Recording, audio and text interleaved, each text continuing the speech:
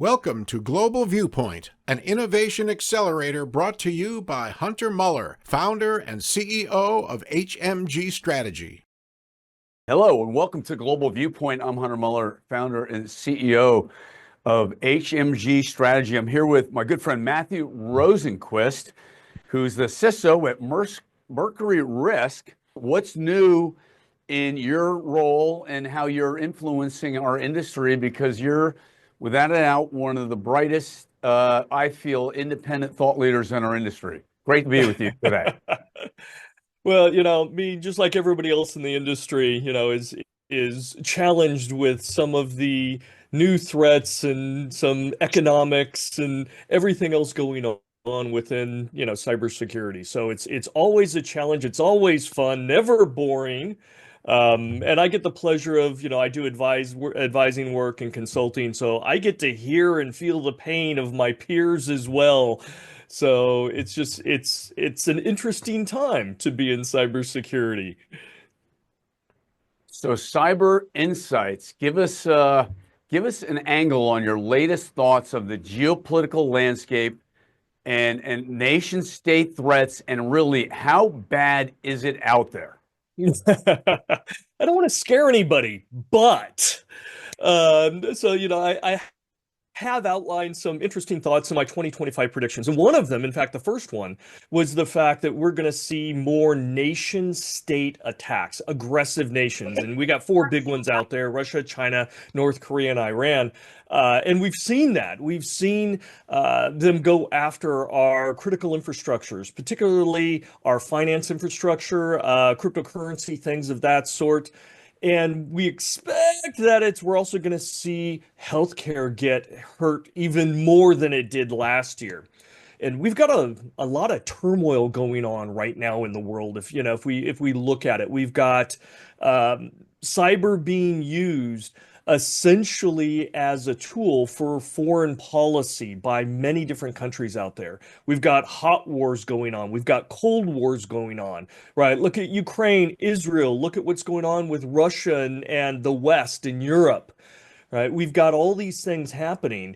And because of that, nation states are using cyber as a tool to push that foreign policy, to influence or to inhibit certain things and put pressure on countries and people and things of that sort. And it all trickles down.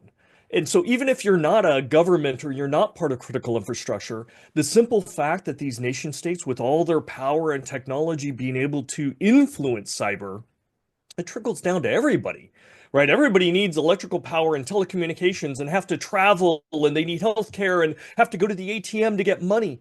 And so it does impact businesses, small, medium, large, and consumers as well.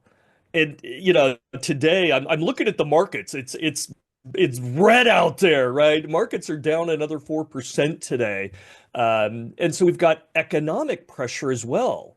We've got trade tariffs, embargoes. We've got challenges to freedom of navigation principles, right? Look at South China Sea, Red Sea, Persian Gulf, the Black and Baltic Seas.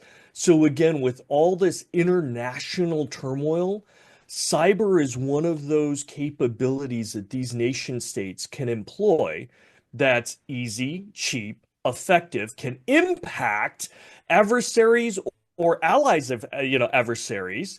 And you don't even have to share a border. So we're seeing lots of activity. It's almost unbelievable. I don't know exactly how to kind of dial it in, right? But I guess it's very predictable, this behavior. Well, the attackers, whether they're nation states or whether they're a simple cyber criminal, they like the path of least resistance. And cyber is one of those easy paths. It doesn't take much to get in. We're seeing cyber criminals invest more and more because it's so effective. It's so easy to cause disruption, to steal money. We had, even this year, we had a recent attack against a cryptocurrency exchange, almost $1.5 billion. This isn't somebody going in and stealing $20,000 from a bank. I mean, this is $1.5 billion in a single attack. Right. So the scale is astronomical when you start getting and using and leveraging cybersecurity against critical infrastructure and big companies, anything of value. We had Richard Clark, the first cyber czar for the United States government, on Global Viewpoint a couple of weeks ago. And, again, this isn't going away. It's going to continue to accelerate. It's going to continue to expand. I kind of want to talk a little bit about the hyperscalers and the cloud companies, because they made a lot of money going to market and growing their businesses and locking you into their world. And I was out at RSA just years ago, over 10 years ago, and the big talk then was the open API layer, Matthew, and that it was truly a huge risk. And by the way, if Microsoft executives can get breached, anyone can get breached. Matthew? Yeah, so true, right? And all this technology that continues to bubble up, right? Especially the disruptive technology, allows us to communicate and collaborate better, right? And it enables us to do things that we couldn't do before. So when we moved to the cloud, we expanded what only big companies in their data centers could do. We expanded it to everybody. Everybody could have a presence and be out on that edge. With the use of APIs, we now can share and collaborate data even faster. And most recently, right, it's the term of the last couple of years, AI. We're moving from generative AI to agentic AI. And if you think generative AI was big, stand by. Agentic AI is like its bigger brother. And we're just seeing this first sliver of what that's going to be able to do. And that's going to require more complexity, more access, more automation, and therefore more risk, but it's going to provide 100x more value and tangible benefits to people that are using it. I mean, it's what Jarvis is in Iron Man, right? It's an autonomous kind of agent, and you say, hey, go accomplish X, and it goes off and determines what it needs to do, what other tools it needs to employ, and then iterates on that and comes back and go, here you go, Hunter, this is what you asked for. Okay, great. But it's going to control our email and calendar. It's going to be able to manage our scheduling and learning and all of this. That's the next disruption that we're going to see. And as amazing as it is, I can't wait. I want Jarvis, right? It will also bring an equitable amount of cyber risk. The more we rely on it, the more it connects us, the more it can reach in to our data and represent us, buy things for us, the more inherent cyber risk it is. And the cyber criminals and nation states, oh, they're drooling. They're like, oh yeah, bring it on. I want this, embrace this, rush as fast as you can to implement this, because I know there's going to be weaknesses. I know there's going to be holes, and I'll exploit it. Fascinating stuff. Matt, that's a very interesting topic, but I think direct compounding factors or something that influence that. On one scale, we have some very emerging and high-tech technologies, agentic AI and whatever it is that passed already Turing tests, that's scary and adding risk. On another side of the spectrum, we have low-tech in a form of legacy devices and legacy debt. And that's what really, at least from my perspective, it will make it complicated and affect healthcare a lot. Just those factors. Do you see other factors that you specifically pointed at healthcare? Any specifics related to that you think is relevant? Several, right? And let me amplify what you're saying. There is a lot of legacy equipment. And one of the kind of hidden areas that we don't talk too much about is the OT worlds. Right. It's those manufacturing worlds. It's those, medical devices. It's things that when you buy them, you don't replace them like your laptop or your phone every few years. They may be in place for 20, 30, 40 years. And so you're stuck with the vulnerabilities and the challenges of that.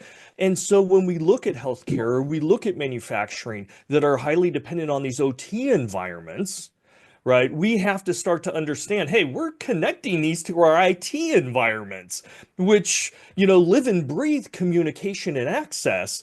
these OT environments were really designed to be isolated, and that was the major level of protection for them. So when we look at industries and sectors that rely so much on OT type systems, we know they come with a massive burden the moment you start connecting them. And there's tremendous benefits to connect them to the IT networks.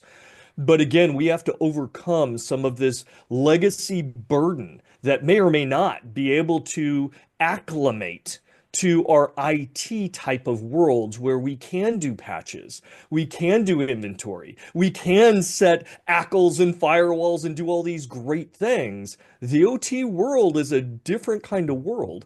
So that is definitely one of the factors that's going to hurt and challenge the healthcare industry, as well as regulations, right? Healthcare industry, even if you could patch something, right? Let's say a medical device, you have to go through FDA approval that could take another 2 years. Can you imagine an IT department telling them, hey, we know there's patches to your operating system, but we're not going to let you do it for 2 years. So start reviewing the patch now. That would be insane. And yet when you look at medical devices, and it's very important to be able to test them, but it's a conflict in keeping them up to date against the intelligent attackers. So again, we need to figure all those kinds of things out, and we're not there yet. Excellent. Thanks, Matthew, for that. Over to Todd. Todd, you want to jump in? Yeah, two things. One, I'm a little surprised you didn't talk about telecom being a big target, especially given the big set of attacks in December that were revealed in December. And then the other thing, I think you almost jumped over what I think is an important point. Cyber attacks are less of an existential threat and more of a material threat. You and I were talking about this a couple of weeks ago, and it's not so much that cyber is going to put us out of business, but that it's going to have material impacts in revenue, business opportunity, other aspects that it's important. But it's important definitely to recognize that it's really not as much of an existential threat as some people talk about. Yeah, let me hit those one at a time. First off, telecom, definitely part of the critical infrastructure. Yes, they're being targeted. Yes, they're being attacked. The difference with the telecom for this year is they've made lots of investments. They've always been under attack, just like the big finance houses, right? The big banks have always been under attack, and so they tend to spend the most. Are they under pressure? Absolutely. They're also in a better position to shield themselves and recover from that. They've learned their lessons. And we tend to go in cycles. I think coming into 2025, they're a little bit better positioned than they have been in the past. So, but yes, they will still be attacked. Every sector in critical infrastructure is going to be attacked in 2025. So, and the second thing that you talked about, I do think it is a material impact, right? It's moving towards that. But we've got boards that are starting to feel the pressure from the FTC and the SEC and are being held accountable, right, for oversight of cyber now. And so we've got a shift. Yes, there's material impact, and that material impact is getting so big that it's now become a board issue as well. And they're not exactly prepared for understanding and getting their arms around that and bringing it into the other business risks that they manage. So there are challenges there. Now, I don't think there are any attackers out there that want to completely destroy our digital ecosystem. This is how they're winning. Right? You don't want to kill your golden goose. You want to keep taking its golden eggs, right? And that's really what we're seeing with this global digital ecosystem that we live in. The attackers don't want to bring it down and burn it to the ground. Instead, they want to leverage it for their purpose, for their objectives. Yeah, it's parasites. You can't kill the host. Yeah, you kill the host. You got to, so exactly. Okay, over to Michael. Michael? I had a quick question, and I think he's just touched on it. What are the changes that you're seeing on board reporting? Are you reporting to a committee on the board now? Are you reporting to the open board? Or you still kind of give your message to the CIO to carry to the board? Across the industry, we're seeing the voice of the CISO go up. Throughout my career, from the first day that I was a CISO, I did report into the board, as in gave them a quarterly report or as needed. I still reported physically or, from an org chart somewhere, down the line, either to the executive, chief executive officer, president, things of that sort. And that's what we're seeing in the industry. There's some great reports out that are showing, Hitch report just came out a couple of months ago, but it shows kind of where the CISO is reporting within the organization structure, and that's starting to move up, right? And it's also showing how often the CISO has FaceTime with the board itself. And whether it's directly with the board of directors or whether it's with the audit team or whatnot, the voice of the CISO is being heard. There are challenges with that, right? A lot of the CISOs came up from a technical background, and so they're going in with 50 slides of technical charts, and this is not what a board lives or breathes or communicates. So there's a disconnection right now. And so our industry has to learn how to close that chasm. CISOs need to learn how to frame cyber as a business risk versus a technical risk. And the boards need to edge over a little bit as well to understand that cyber risk is a little bit different than the other business risks that they typically deal with, whether it's competitive or financial or regulatory risks that they do have a good grasp on. So we got to close that chasm. Great Matthew, stuff. that's fantastic. Thank you. Thanks, Michael. Over to Doug. Doug, you're up. Thanks so much. With the reliance on encryption today, what should we be doing with the introduction of the commercial availability of quantum computing in the next couple of years? Are there certain processes, certain tools, certain products we should be looking at since we've been reading that quantum is going to yield encryption not effective? Yes and no. So quantum will undermine certain types of encryption, right? Where you've got key pairing. So think RSA. The bulk of a lot of the transactions we use actually on the internet, on the World Wide Web, is using that type of encryption, right? Asymmetric kind of encryption. So yes, we do need to move those. And we do have new algorithms that are approved through NIST, a series of them that can replace it. My big piece of advice is don't be surprised. Anytime that we're going to transition to new technology and our old algorithms that are susceptible, right, need to be replaced with quantum resistant ones. That means there's an infrastructure change, a change to applications, a change to infrastructure, a change to security and oversight, all sorts of different things that need to happen in order to transition well. It takes time. It takes time.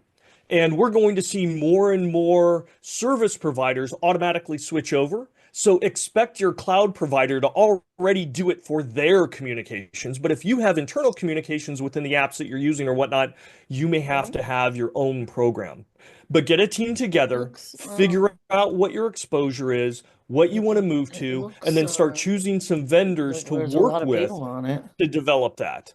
Because again, doing encryption is easy, except when it's easy, typically it's not done well. Doing encryption well is extraordinarily difficult, even just the implementation of it. So most organizations are going to need to work with experts, trusted vendors to make sure that they move that transition and they manage that in an appropriate way, not leaving more exposure than what they started with. So start early, have a plan. Hey, Matthew, when you think of the enterprise, what are the top 1, 2, 3, or 4 areas do you think the enterprise is most vulnerable? Data, identity access management, what else? Yes and yes. Absolutely. Data access management. What I would say right now, and I'm sure many people are going to challenge me, the rapid rush to AI, right? Whether you're using a third-party service, whether you're developing it yourself, whether you're creating your own apps and exposing it either to your employees, your business partners, or your customers, right? That rapid adoption of technology, which its value is predicated on how much access it has to your data, That rapid rush creates windows of opportunity because it introduces vulnerabilities at a rate that cybersecurity, one, we tend not to be involved early on, right? You get individual departments, not even the IT department. This is individual business groups going, hey, we developed this cool thing. And they call up the CISO. Hey, CISO, we're deploying this new cool AI tool. We're releasing it on Monday. Can you make it sure it's secure? No, I can't. Right? I need to be part of the architecture discussion, the engineering and the development, the Q&A, and so we're rushing to fantastic technology, but we're not applying the necessary due diligence when it comes to security, privacy, and ethics for these. And I think, especially as we go to agentic AI, and embrace that. That will create windows of opportunities for attackers and vulnerabilities that we just have no concept of now until we will feel the pain. Thanks, Matthew, for that. Over to Andrew. Andy. Hi, Matt. So I own and run a small cybersecurity company that primarily services very, very small companies. Thank you, by the way. Yes, thank you. Yeah, well, but I love your thoughts on this because my target clients are usually those who have to comply with one or more government regulations. So the IRS, has just released a whole bunch of new regulations for CPAs. HIPAA has released some new regulations, et cetera. They don't want to do it. And so you're curious. I mean, we talk about the big guys and the threats that they have. What's it going to take to get the small business like, hey, no, this is really something you need to take seriously? It goes back to the first axiom of cybersecurity, right? Cybersecurity is not relevant until it fails. And unfortunately, as an industry, we have kind of forgotten the small and medium business companies out there. And we're doing a disservice because we're focusing on those big corporations. And the big, expensive cybersecurity tools are just too much of a financial burden. And getting people to run those and install those and configure those is just too expensive for the small businesses. So they need a path. They need a path where they can still manage the risk and do so in an intelligent manner and choose what's important to them. It's the same process as the big companies. Yeah, I know. But they need to have that process going, okay, yeah, regulatory compliance is important. What is the minimum I can do right now? And as I expand, I should also be expanding my cybersecurity range and my acceptable exposure to cyber risk. But making intelligent risk decisions, doesn't matter if you're small, medium, large, or a country, right? It should be done in a methodical and trusted manner so that you're confident in making the right business decisions and accepting the right residual risk. Small companies are willing to accept more risk than, in many cases, large companies. Yeah, and that's true. Informed decisions. That's what I provide them, and you're actually right. They're just willing to accept the risk. Yeah, a lot of small businesses are signing up to contracts that say they're following this 171 and 172, and they're not doing it. Paper dragons. Right. Yeah, they think they can get away with that. Yeah. We don't have to follow everything we signed up to contract for, but they're at big risk of false claims, triple damages. And so you really have to ask the question, should small businesses be doing cyber if they don't have the financial resources to invest in what is needed to meet the requirements? So we're going to have to make a choice. Is it okay because we want small businesses to have second-rate cyber? Can they get away with not all the requirements? And if not, then we need to say you need to have the financial resources or you will not be allowed and we will prosecute. It's a tough decision. It really is. And unfortunately, cyber is expensive, right? Having people like any of us be able to go in and advise them and give them good advice is also expensive.